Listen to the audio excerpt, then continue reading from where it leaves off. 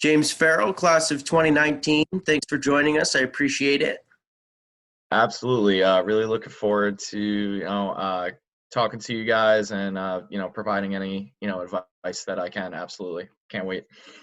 Appreciate it, James. So, what memories or experiences from Courtland stand out to you? Yeah, so definitely the first thing that kind of stands out, it was my time with Courtland's hockey team. I was able to be the director of media and the director, excuse me, I was the director of media. So essentially, I'd be doing scoreboard work, all the game presentation there. I'd be doing our social media, and I'd be helping out with the director of hockey operations as much as I could. From there, I went on to be director of hockey operations. I took over from the previous role.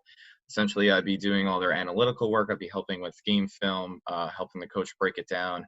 I'd be helping with itineraries for the game days, helping with team meals, just kind of being a sponge and trying to learn as much as I can and doing as much as I can. Yeah, great experience, great time bonding with the coaches and the players. From there, what sticks out to me is all the professors that have really helped me along the way. I think the staff there is second to none. I think everybody's going above and beyond for their students. Especially, Yes. I've heard all the stories about what the professors are doing for the students during the quarantine period, and I think it's awesome. I think of my time with my fraternity, Theta Chi. Just bonding with the brothers. Awesome time with them. And I just think of, just living and being away from home. It was the first time I'd ever left my home to be by myself. And it was a learning experience that I needed to have. And I think that a lot of people should experience once in their life. So, yeah, I felt like I was able to get a lot out of college, and I'm incredibly thankful for it. Awesome. Was that role you had with the hockey team, was that through the practicum course? No. So actually, when I was in my junior year, my someone in my dorm was actually working for the team. He's like, Okay. "Hey, I heard you're really into hockey," and I was like, "Yeah, yeah, I love like the Islanders, love the NHL." And he's like, "Well, I know that you're in sport management. Why don't you like come and help us out? We have like we need somebody to do like the scoreboard. We need somebody to do the social media." And I was all for it. So Wow. yeah, it was really, really lucky. He happened to live on my floor. And from there, I just developed a really good relationship with the coaching staff. And they kind of gave me a lot of responsibility. And I was like, perfect, I'm going to take this and run with it. And I was able to, the director of hockey operations role is kind of more suited for someone who wants to be a coach. And I had no playing or coaching experience. So the fact that the coach gave me that responsibility and was able to let me kind of learn Exactly. and go with it was something that I can't thank Coach Joe enough for. So Right it place, was right time. fantastic. Right place, right time. Sometimes that's all it is. Some people just get lucky with that, and I think I got incredibly lucky. Um, you know, and it kind of kept me away from all the bars because the games were on Friday and Saturday. So I was instead of wasting money on the bars, I was going out and learning and developing. So it Yeah. kind of just all worked out for that junior and senior year of mine. So it was great. That's awesome. That's awesome. What are some sources of inspiration or lessons that you carry with you currently in your role? Yeah, sure. So the biggest lesson that I learned was early on. I remember in senior year, I was just spam applying for any position that would take me. So because I was really scared. It was getting towards the end of the senior year. I really didn't know what I wanted to do. Um, and I was just applying for everything. And Hmm. it took me a little bit to realize that, just applying for everything is not really what you should be doing. You should really be reaching out to people directly and making sure that you standing out and Right. making sure that they're seeing a face to the name. So I was able to reach out to some people with the Mets. And I was able to get the group sales associate internship, and that kind of propelled me to getting into the professional sports. And having that summer with the Mets was awesome. So the biggest lesson that I would say is get comfortable being uncomfortable. Ask people, ask those higher up people for that meeting. You know, ask people that are in the position that they're in to talk to you and maybe give you some advice. And make sure that you're not staying in the status quo, and you're not staying in the normal. You know, you want to Right. always be going above and beyond of what you can do, and you always want to make sure that you're networking, you're reaching out to people.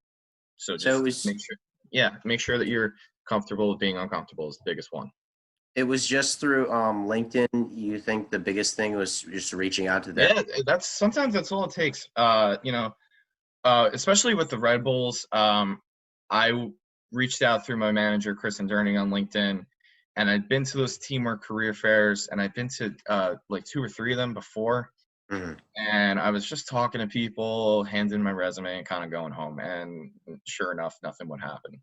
Yeah. So I actually reached out to Kristen before the career fair, and I noticed that it was at the Prudential Center. And I said, "Hey, are you going to the career fair tomorrow?" And she's like, "Yeah, yeah, yeah, I'll be there." And I was dead set on not going because I had not had any success. Mm. So I was like, "All right, you know what? If she's there, I'll go." Boom, we like really had a great conversation. I reached out to her after. I was really persistent, making sure that she knew who I was and that I really wanted the position. And then we had, before enough, she was like, "Great, I'm gonna have you in for an interview soon." So Wow. it was great, you know.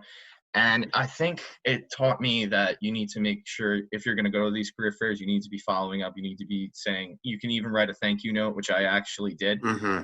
Got, which, you know, of course, set myself out a little bit more. So using LinkedIn is a great tool, to really get yourself in the industry for sure. Awesome. Thank you.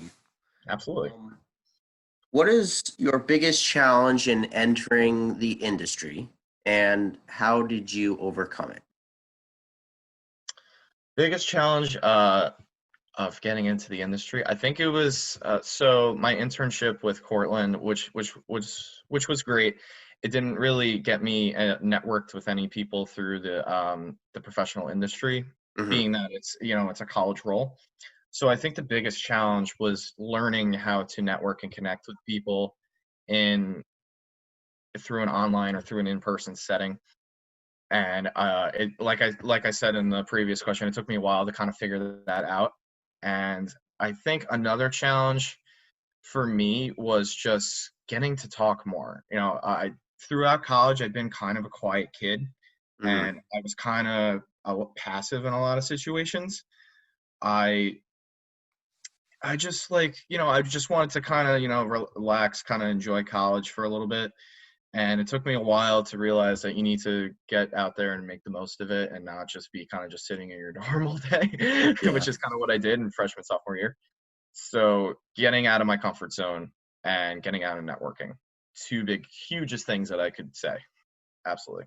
Okay. So currently you work for the New York Red Bulls and Yep. BSC Global. Did you ever imagine yourself in these positions at this point in your career? No, no. Honestly, no. If you told me that before I turned 23, that I'd have a full year of working for the Mets, I'd be working for the Brooklyn Nets, and I'd be working for the New York Red Bulls. Could not imagine that whatsoever. I thought I used to, before I went to college, I used to work for the Long Island Ducks, and I thought I'd be stuck over there. Not let's be nice, not stuck over there, but I thought I'd be kind of going through, the pipeline there. Everybody had loved me there, but to think that I could be working now for these high-profile teams, I Right. could not imagine that at all. And I think I'm putting myself on a great path to work my way through up either the Red Bulls or another professional organization. Really do. So I could not Just imagine that at all. just 1 year removed from college. I mean, and not only one but two, very important roles with professional organizations. Yeah, and sometimes Kudos to you, man. Yeah, sometimes I don't give myself enough credit for doing that, but if you look at that on paper, I think it's really impressive, and that speaks to a lot of long hours at college, a lot of long hours out of college. It's all comes together for my development, and I put a lot of work into it so far, and I'm happy with where I am. It's definitely something you should be proud of. Thank you. I appreciate it. Gonna continue to grow in the future, so I know that for sure. Yeah, I hope so. Hope so, definitely. What advice can you give myself and other students that are trying to break into the industry? I know you mentioned, Yeah. kind of getting out of your comfort zone and networking. Can you give us any other sources of advice? Yeah, sure. So I think it's really, really hard in this period right now. It's really, really hard to break into the industry right now. And I think the biggest thing I would say to someone, one of my best friends who went to St. John's and is looking to break through in the industry is going through the same thing right now. Biggest thing I would say is to continue to be positive. Continue to continue applying, continue reaching out, continue networking. And the biggest thing is you have to say to yourself, look, this is an unprecedented time that no one else is ever going to probably have to go through again. Right. And breaking through the industry is really hard right now. So if I keep that in mind, eventually things are going to get better. People are going to be in the stands again. There are a few people hiring, but not a lot. So there's a lot of competition. So things are going to get better and things are going to improve, and you're going to be able to break in if you're doing all the right things. Right. So keeping that positive attitude is crucial right now. And I think it's something for me, even working from home, being that I had no idea how to work from home because I'd usually been a person who was never home, like literally ever, as we talked about earlier. Yeah. So keeping that positive mindset right now is absolutely huge right now. So if you're staying positive, doing all the right things, you're going to break in. And if you keep telling yourself that, eventually you'll be saying, "Hey, James, I broke in." So keeping that mindset is huge right now. I think it's, a lot easier for some of us to kind of stay in that rut and It's incredibly easy to stay in that rut, and I think I've absolutely felt myself be in that rut before. And you kind of have to break out of it. You kind of have to. It's all a mindset right now. I agree. Last question for you, James. Absolutely. Where does James Farrell see himself in 5 years? James Farrell sees himself as a leader. I really do. I was able to put on a inside sales networking event this weekend. We talked to inside sales reps across the MLS. We kind of saw how they were doing, how they've been kind of tackling the pandemic. What's their outreach been, and it kind of told myself. I was able to kind of reflect on it, and I said to myself, I kind of see myself in a leadership role. I really do, and leading a group of people. So right now, I'm working on moving up the next step, which would be account executive position. And then after that, I'm looking to be into a leadership role, whether it be a director of inside sales role, a manager of inside sales role. I really do see myself leading people and trying to teach people about things like mindset and how to sell and how to become better people and help people develop professionally. But before I do that, I want to make sure that I master my craft here and make Mhm. sure that I'm the best salesperson as possible.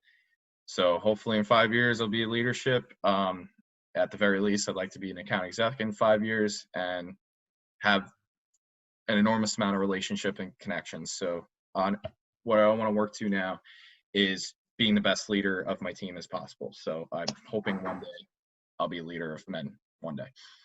I can definitely see that for you, James, in the future. Really hope so. You know, you've already accomplished so much in so little time, and your goals are just going to get bigger and bigger. So I can definitely see that for you in the future.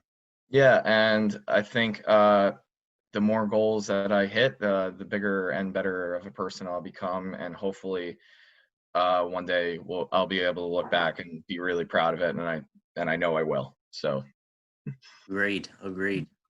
Well, James, that's all I have for you today. I appreciate you taking the time, giving us some advice, some background on what you've been through, not only at Courtland, but through your professional experience as well. It's much appreciated. So thanks again for taking the time. Absolutely, man. I love being able to, give advice and kind of talk to people who are, going through a weird time right now. Yeah, So I absolutely love doing this. And if you ever want to connect with me, feel free to connect with me on my LinkedIn. I would love to talk to anybody who's, feeling weird right now or needs some advice. Absolutely. We'll do it. beautiful. Thanks again, James. Let's stay connected, and I wish nothing but the best for you in the future. And I know we'll talk soon. Absolutely. Thank you, Jonathan. I really appreciate it, man. Thanks, James. Have a great day, okay? Catch you later. You too. See you now.